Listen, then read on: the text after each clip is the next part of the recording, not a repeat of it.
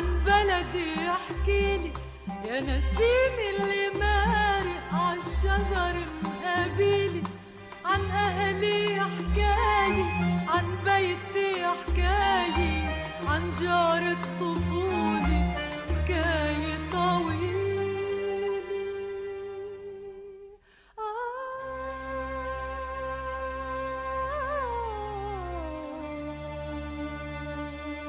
احكيلي احكيلي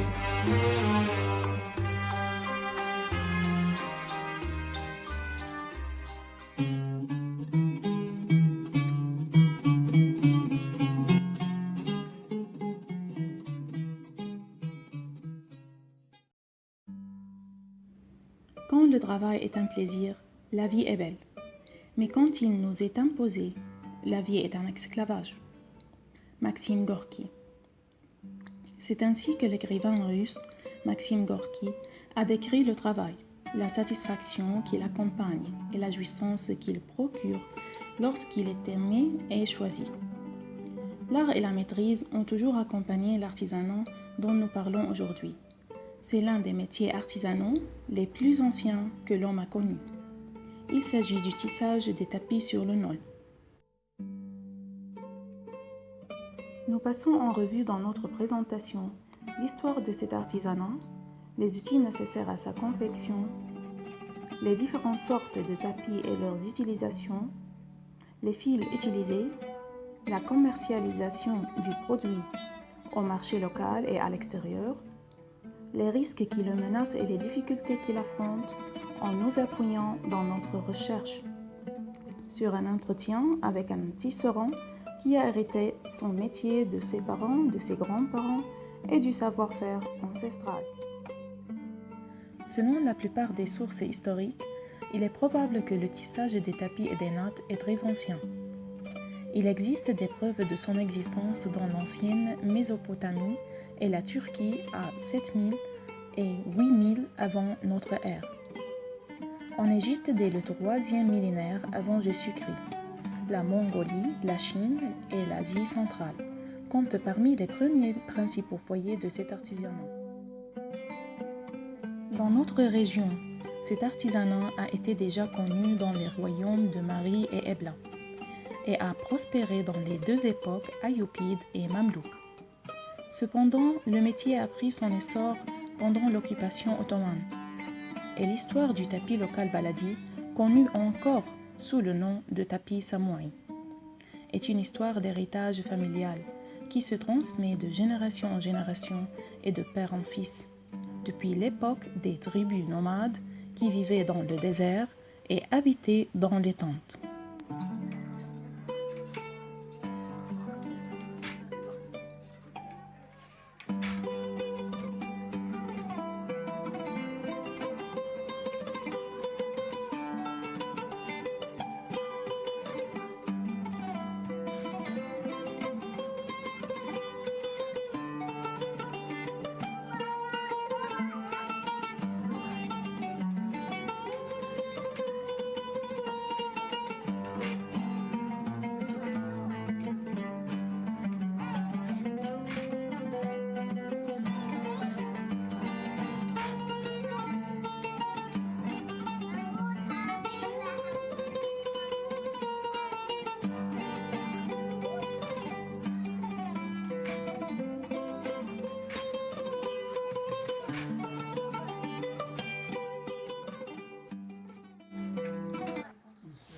Bonjour oncle Abouyad, comment allez-vous? Bonjour, ça va bien? Que Dieu vous bénisse. Pourriez-vous nous donner un aperçu historique de ce métier, le tissage des tapis manuellement? Quand et comment a-t-il commencé en Syrie, s'il vous plaît? C'est un ancien métier. Nous l'avons hérité de nos ancêtres, il y a plus de 100 ans. C'est trop ancien. Auparavant, vos vêtements étaient tissés sur le nôle. Donc c'était depuis un siècle, et même depuis plus d'un siècle. Ce métier est ancien depuis l'Antiquité. Veuillez-nous parler de votre histoire avec ce métier, s'il vous plaît? C'est-à-dire, comment avez-vous commencé à y travailler et depuis quand? En fait, nous avons hérité ce métier de père en fils. Personnellement, j'y suis depuis plus de 42 ans. Mon père et mon grand-père l'ont exercé. Également, ma famille perpétue le travail du tissage depuis plus de 100 ans. Les types de tapis. Il y a plusieurs sortes de tapis qu'on peut les classer comme suit. 1. Selon la nature du fil utilisé. Nous prenons des fils de laine par exemple. Après le lavage de la laine et le nettoyage des impuretés, vient le séchage. Ensuite viennent les processus de cadrage et de filage. Après que la laine est enroulée en pelote et prête à être tissée. Nous pouvons également utiliser des fils de recyclage confectionnés par les restes des tissus qui sont des coupures des usines ou des vêtements. 2. Selon la mesure demandée. 3. Selon les motifs et les dessins exécutés par exemple, tapis matba, tapis markoum et d'autres motifs traditionnels inspirés par l'environnement et le vécu des habitants. Par exemple, la ville de Palmyre a été connue par ses tapis décorés de motifs végétaux et géométriques, principalement en noir et blanc.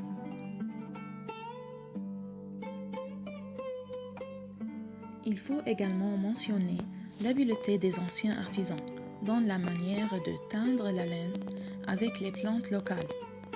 La laine est trempée et bouillie dans les pelures de grenade afin d'obtenir la couleur rouge, ou bien l'utilisation du cumin pour obtenir la couleur jaune. Celle-là, c'est la bonne méthode pour obtenir une couleur durable et résistante. Est-ce qu'on utilise le même fil pour tous les types de tapis? Non, en fait, on utilise plusieurs types de fils. Comme je vous ai dit, on utilise des coupures des usines, des fils fabriqués de laine acrylique. Mais autrefois, on utilisait la laine naturelle. Mais c'est trop cher maintenant. Et c'est pourquoi, de nos jours, personne ne l'utilise. Donc c'est le temps de la laine industrielle, des tissus ou des coupures des usines. C'est comme un phénomène de recyclage. On utilise également des fils de coton comme fils de chêne.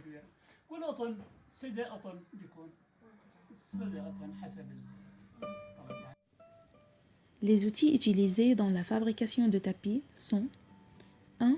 Le métier à tisser qui est constitué de A. Des montants et d'un cadre en bois épais bien fixé horizontalement et verticalement, intercalés avec les fils d'enfilage qui constituent la base du processus de tissage. Ceux-ci sont des fils de coton blanc tendus horizontalement sur le métier. Ce sont la structure de base du tapis.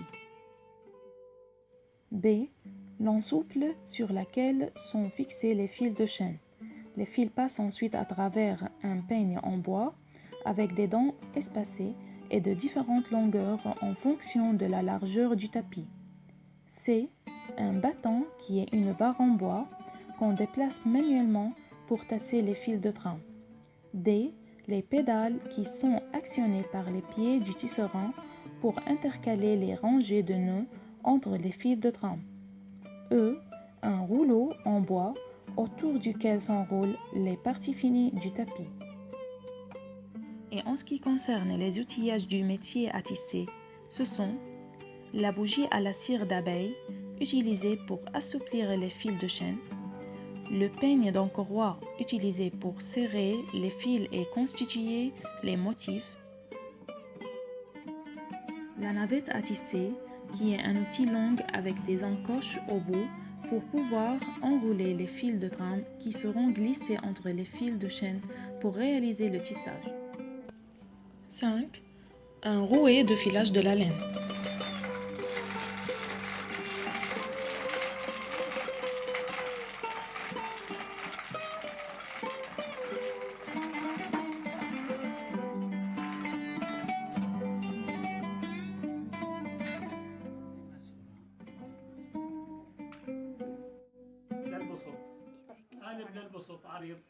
Ceci est un large métier à tisser.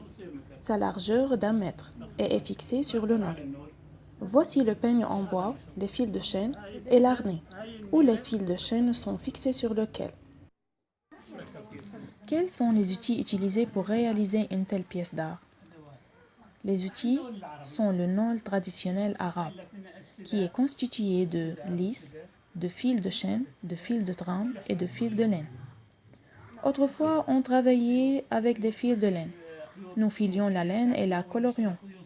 Mais maintenant, nous ne l'utilisons plus, car nous utilisons maintenant des fils importés de l'étranger.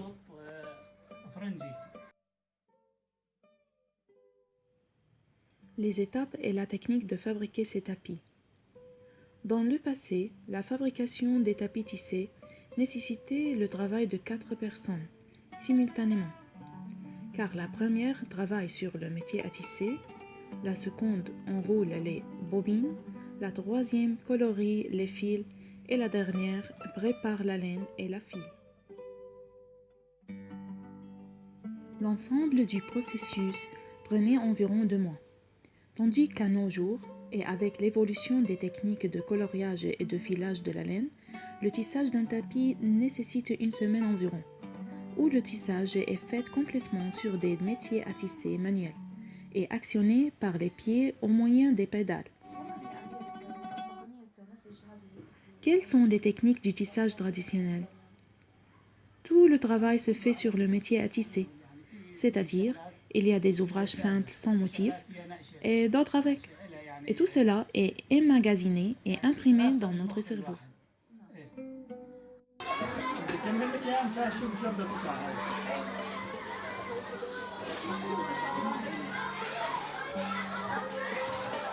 هاي بتصير اذا عرب بتصير صافي بس هاي نحن عاملينها فرش.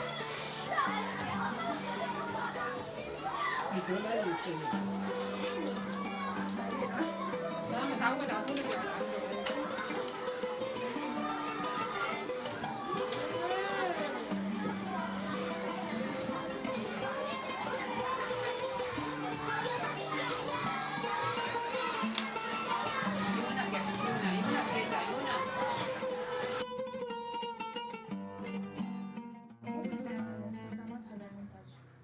Quelles sont les utilisations de ce produit? Il s'utilise pour couvrir les sols comme pour les tapis et la moquette. Donc c'est plutôt pour se réchauffer. Oui, c'est vrai, pour chauffer les habitations. Et nous fabriquons des selles qui seront fixées sur le dos du cheval. Nous faisons également des couvertures pour les coussins pour s'asseoir dessus. Je vois que certaines personnes les utilisent pour décorer ou bien orner les murs, n'est-ce pas? Effectivement, c'est comme les pièces décoratives qu'on pourrait accrocher au mur dans les maisons, les hôtels ou les restaurants. Ce sont comme des chefs-d'œuvre du patrimoine. Oui, c'est très joli. Quel est le taux de la demande de ce produit traditionnel? Et combien les prix de ces tapis varient-ils sur le marché local? Très peu de demandes pour ce produit. C'est récent ou c'était comme ça avant? Ces jours-ci, bien entendu. Mais vous savez, il y a toujours des étrangers, des touristes qui aiment ces beaux ouvrages.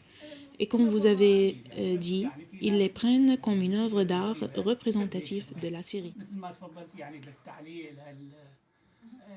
التراث يعني تراث بياخذوها يعني كتحفه كتحفه انه مشهوره فيها سوريا يعني الصناعه هاي مشهوره فيها الصناعه بياخذوا منه يعني. En plus, certains producteurs de films et de séries télévisées ont signé des contrats avec nous pour exposer de telles pièces dans leurs séries. Quant au prix, il varie en fonction du temps nécessaire pour la confection d'un tapis. Cela dépend aussi de ses dimensions. C'est entre 1000 et 1200 livres syriennes pour le mètre. Exportez-vous vos tapis à l'étranger? Je n'exporte pas à l'étranger, car depuis le début de la crise et des événements en Syrie, le taux de la vente a baissé. Mais je vends et je distribue ma marchandise au marché local, où il y a un peu d'étrangers. Donc la majorité de ces produits est destinée aux touristes. Tout à fait. Il y a aussi des commandes spéciales que nous assurons. Les risques qui menacent cet artisanat. C'est un métier menacé d'extinction en raison de plusieurs facteurs, notamment 1. La baisse du nombre de nomades en Syrie à entraîner une baisse du nombre de travailleurs dans ce métier. 2. La difficulté de travailler dans ce métier car il nécessite beaucoup de patience et exige de rester debout longtemps, ce qui cause beaucoup de douleurs dans le cou et la colonne vertébrale. 3. Le manque de demande pour ce type de tapis sur le marché, en raison du prix élevé par rapport aux tapis fabriqués industriellement ou importés. Quelles difficultés pouvez-vous rencontrer dans votre travail? Et y a-t-il des risques qui menacent ce métier? Oh, de grandes difficultés, car c'est un métier vraiment fatigant. Oui, évidemment. Quelles sont ces difficultés? Et ce, au niveau d'assurer ou de se procurer les matériaux nécessaires? Exactement. D'un côté, la difficulté de trouver les matériaux, et de l'autre côté, leur prix exagérément élevé. Ceci est en premier lieu. Oui, pour cela, nous travaillons maintenant avec des morceaux de tissu. C'est comme un travail de recyclage. Comme vous voyez, avant, on achetait de la laine acrylique par kilo à un prix raisonnable. Aujourd'hui, c'est impossible, car le kilo est aujourd'hui à 3000 livres syriennes. C'est trop cher, et nous ne pouvons plus supporter de tels coûts. Oui, vous avez raison.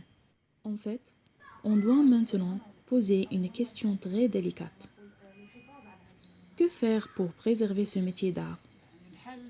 La solution est que ce métier ne disparaît pas en enseignant aux nouvelles générations. Oui, effectivement. Et que l'État devrait encourager et protéger les artisans. Vous voulez dire que l'État devrait investir dans ce métier, n'est-ce pas?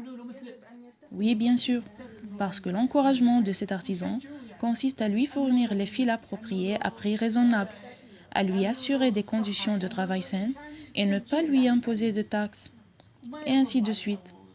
Oui, l'encourager pour de vrai. Oui, pour de vrai. Oncle Abou Iyad, je vous remercie de votre temps et de ces informations précieuses. Bonne journée. Merci à vous tous. Que Dieu vous bénisse. Enfin, et à mon avis, il est indispensable de protéger notre patrimoine culturel en faisant des investissements dans ce secteur pour préserver l'artisanat syrien et l'exporter partout dans le monde, car nous en sommes tellement fiers. Et pour cela, nous proposons la mise en place de séminaires et d'ateliers à l'instar des ateliers de formation tenus par le ministère syrien du Tourisme concernant les professions du secteur artisanat, y compris l'industrie du tapis en 2011. Ce type d'activité vise à organiser les métiers manuels, à les intégrer à l'économie nationale, à créer des possibilités d'emploi réels, à développer les industries traditionnelles et à assurer leur pérennité.